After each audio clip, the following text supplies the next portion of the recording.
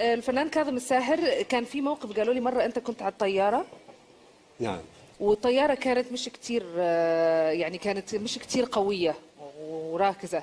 إيش سويت وقتها بالطيارة؟ مرة كنت جاي من مراكش على الرباط، بس أردج بسرعة. كان عندي تسجيل وهاي، فقالوا كاظم أحسن شيء بالطيارة تعال.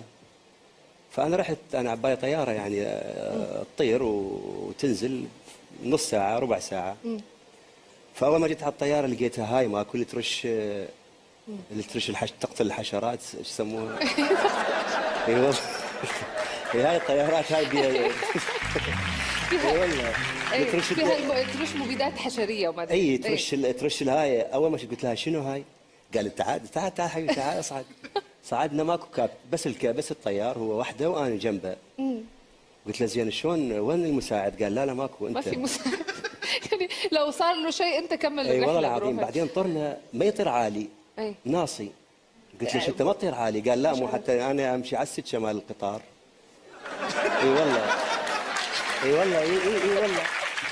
في سكه قال لا لازم انت توقف هالشكل وتباوع على سكه انه ما تضيع السكه حتى نمشي باتجاهها. قال ما في كمبيوتر والله العظيم. قال لي ما في عندي يعني الجهاز ما في لا كمبيوتر ولا كل شيء. فانا شو اسوي كل شويه؟ لا اطلع يمين شويه.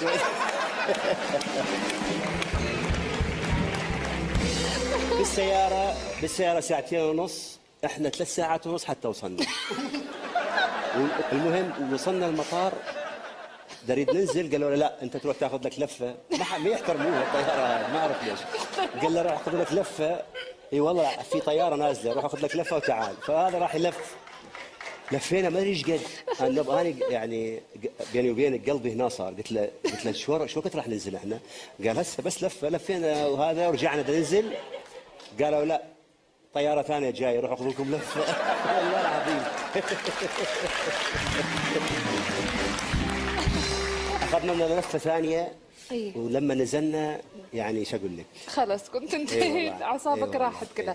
طيب